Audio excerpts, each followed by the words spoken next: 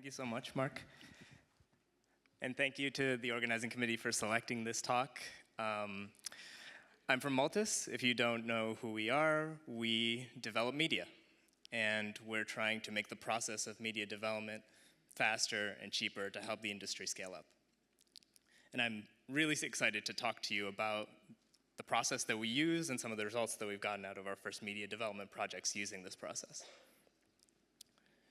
Now, I don't think I need to convince anybody in the audience the importance of media in the cultivated meat industry. We need media that's low cost, we need it to perform well, we need it to be scalable, we need it to be animal component free, we need it to be food safe. Now, that's a lot of things that we need out of our media. And unfortunately, typical media development processes aren't very well suited to making media fast enough for the industry to actually be able to scale. These processes, if you try and make them in your own lab or take them to an established media developer, they might take 2 to 4 years to develop your media, and it can be quite a manual process. It might be too expensive. It might use ingredients that aren't food safe, that aren't scalable. Now, the approach that we're trying to take is shortening the media development process down from multiple years to 6 to 9 months. We're trying to make sure that this process is completely automated, so it doesn't require that much hands-on time. And we're trying to develop media that's cheaper than FBS at the very least, at R&D scale, and make it completely animal component free with all of the ingredients being food safe. Now, the process that we use has 3 main pillars. The first is robotics and automation. The second is data processing. And the third is using AI to lead the optimization towards an optimal formulation. So for robotics, we have a media development platform that allows us to prepare formulations with unique combinations of 30 or more ingredients, thousands at a time, which is very important if you want to try and find an optimal recipe. You better be able to test a lot. We also have an automated cell culture platform where we can take these formulations, put them on the cells, and track them over multiple days, over multiple passages, and collect a lot of data out of the performance of the media on these cells.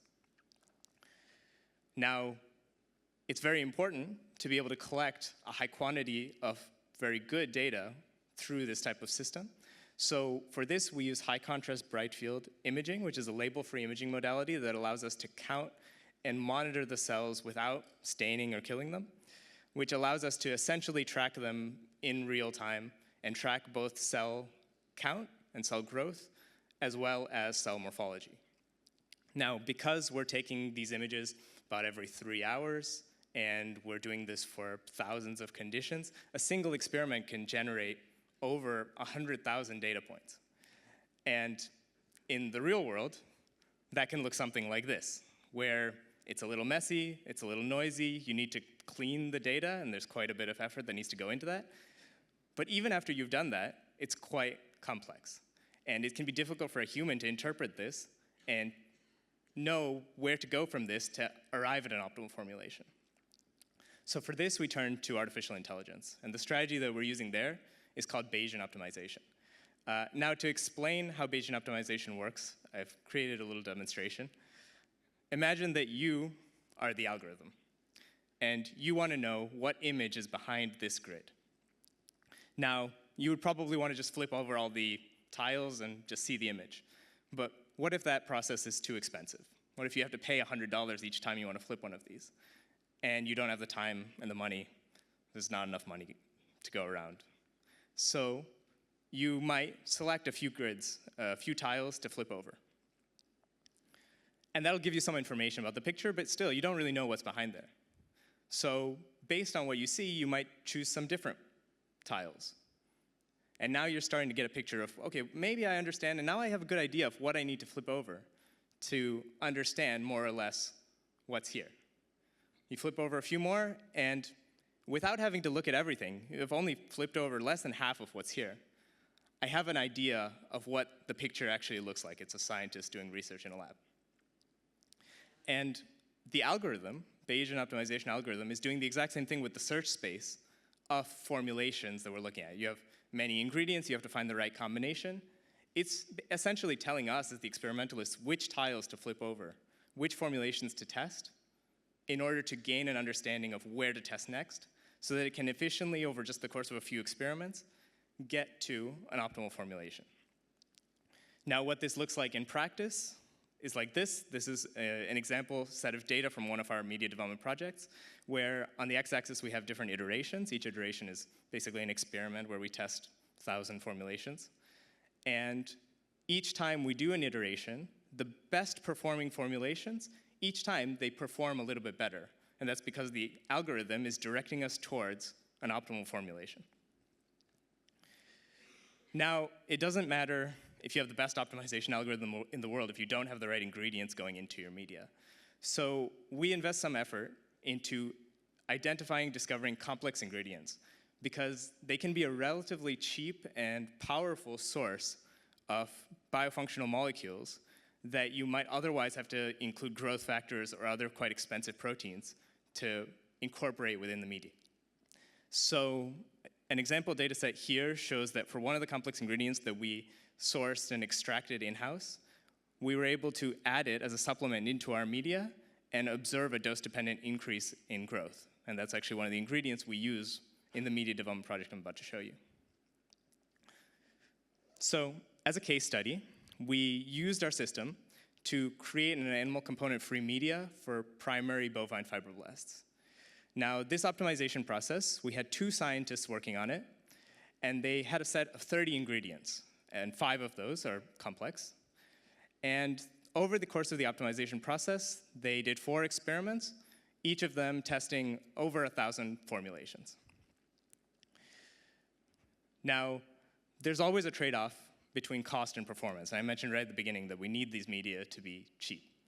So what you can see here is, on the x-axis, different buckets of cost, where we're testing, again, thousands of formulations. Each of these has a different cost associated with it, and we're trying to identify winning formulations that are cheap enough to actually be interesting to cultivated meat companies.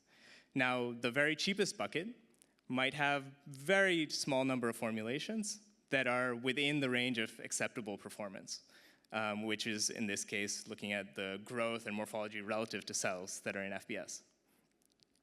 But if you go a little bit higher in cost, you might find that there's some candidate formulations, a little more than are at the cheapest bucket, and that gives you some bullets. And we don't know necessarily if these are all gonna be working well and be able to all sustain culture over 5, 10 passages, but it gives us a chance. And we essentially looked at this and picked out candidate formulations that we wanted to see if they were going to meet the performance criteria for the media that we were trying to develop. Now, out of that set of formulations and that large distribution, we chose several to validate, and I'm showing the data of a couple of these. Now, this is multiple passages of culture, 3 passages, for 2 of our formulations, each lower than $50 per liter, compared to 20% FBS, which was the standard maintenance media that we were using for these cells, again, primary bovine fibroblasts. And we found that actually these 2 formulations, over the course of essentially 150 hours in culture, grew the cells better than the 20% FBS control that we were using. Now, that's just one cell model, and we wanted to see how this would work for others that might be used in the industry. So we sourced a few more to test different formulations on. We sourced bovine dermal fibroblasts that were primary, and immortalized fibroblasts, as well as immortalized satellite cells from Andrew Stout. And we found that in the case of these 3 cell models with one of our formulations, we were able to get comparable growth to FBS, comparable amount of cell doublings. To zoom in on that, specifically for the IBSCs, we cultured them over 200 hours over the course of 4 passages, and found that the cumulative cell doublings was very similar for our formulation compared to the 10% FBS control. Now, we haven't done everything here. We're still in the process of making sure that our system works and trying to make sure it can deliver media that customers actually find useful and that cultivated meat groups can find useful. Some things that we're continuing to work on, we're trying to scale our formulations to make sure that they work in 3D. We want to improve our ingredient library and find more complex ingredients and more cheap ingredients that we can use within our media development projects. And we want to run more media projects in general. As a company, we're focused on not just making off-the-shelf media like the project that I showed you, but also, as a service, taking on cells from potential customers or clients and putting them through our media development process and developing media that's specific to the cells that we're working on. We also have a food-safe production facility where we can create media and produce media in food-safe standards and potentially distribute that. Now, I want to spend the last minute here just mentioning that I see our role as a company as trying to help us climb out of this valley that Mark mentioned in his keynote yesterday. I believe that the system that I've showed you here can help in that process. And it could be in media development, it could be in ingredient screening. I think this tool is powerful. We spent a lot of time and effort on it, and I mainly want to make sure that we can use it to advance the industry. I think it's just a small piece of that equation, but if you have ideas about how you think this system could work for you and be used to help the industry move forward, come talk to us. There's several people here, including myself, who are from our company. I want to specifically highlight Sandesh, who's the media development scientist who's been leading the project that I've demonstrated this data for, as well as Brandon, who is leading the efforts to translate those formulation performances into 3D. And with that, I'll take any questions. Thank you.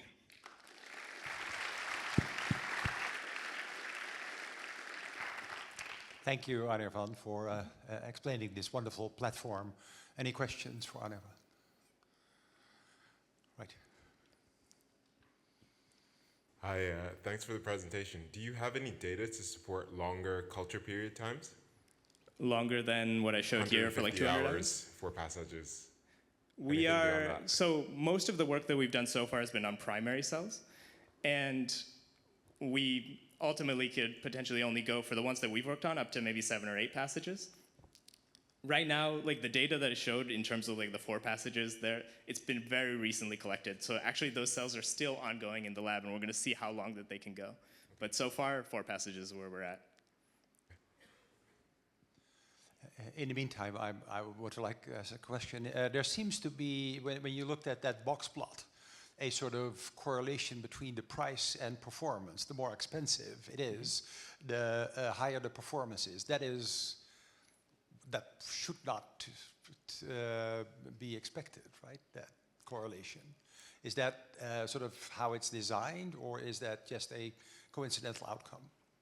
So the way that we chose the formulations that we wanted to test, we set an upper limit on cost where if it was greater than $100 per liter, it wasn't worth testing.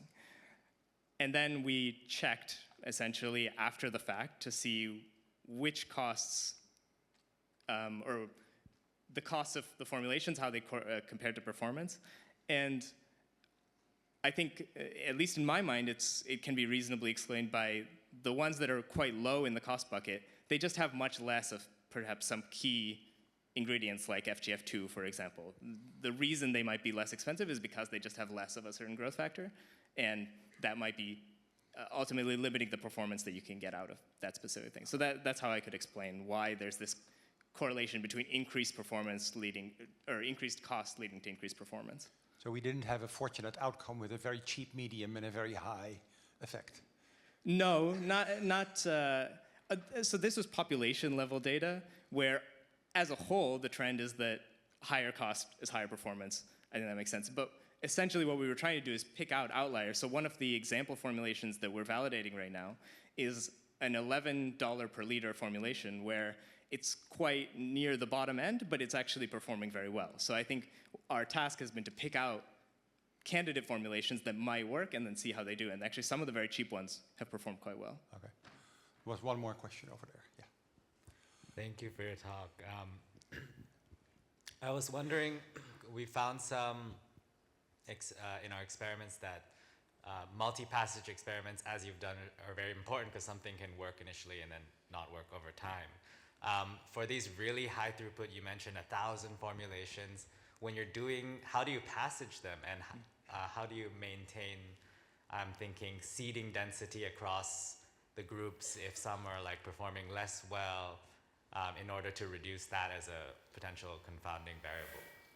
Yeah, that is an excellent question. We have tried a few different approaches to this. The first is that we do a first passage and we get the cells up to close to confluence, and then we have an automated liquid handler that essentially we've coded in a passaging protocol that allows us to passage the cells. Now, one of the difficulties with that is that if cells are at different levels of confluency at the end of this process, which they may be because they're very different formulations that are being tested, might end up being the case that some have very few cells transferred and some have more, and that does end up creating a lot of noise. So what we found is that in earlier iterations of our process, there might be a very large variability between the number of cells that, or number of conditions that get to full confluence in like 10 hours or 15 hours versus like 30 hours or something like that. But in later iterations, when the algorithm knows a little bit more about how to get formulations that are pretty good, that range tightens significantly. So then you can actually passage a wide amount of formulations all together, and you'll have reasonably consistent transfer of cells from the first passage to the next. It's still not perfect. There is plenty of noise, and one thing that we're working on is trying to make it a little bit more smart, where it uses the real-time cell counting data to decide when to passage a certain condition, so that you always end up with the right number of cells being transferred. But logistically, it can be quite challenging, so it's something we're working on. All right, well, thanks again. Thank you. In view of the time, we move on.